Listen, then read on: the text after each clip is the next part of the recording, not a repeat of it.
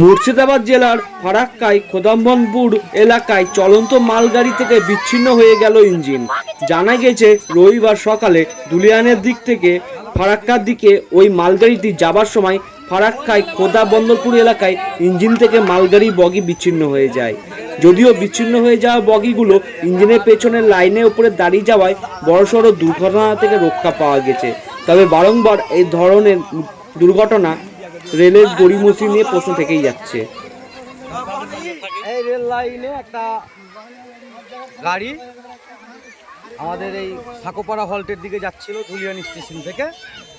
এই যাওয়ার পথে খোদাবন্দপুরের সামনে আমাদের হঠাৎ করে অর্ধেক বগিগুলো চলে গেছে একদিকে সাকোপাড়া হল্টের দিকে, আর একদিকে খোদাবন্দপুরের সামনে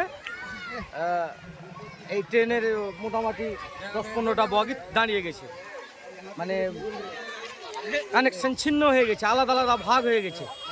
যাক, আশেপাশের চায়ের দোকানদারগুলো সব সতর্ক ছিল বলে কোনো দুর্ঘটনা ঘটেনি।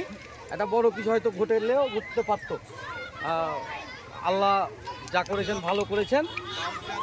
রেলের আধিকারিকরা নিশ্চয় ব্যবস্থা নিবে দ্রুত, তাহলে ট্রেন চলাচল স্বাভাবিক হবে।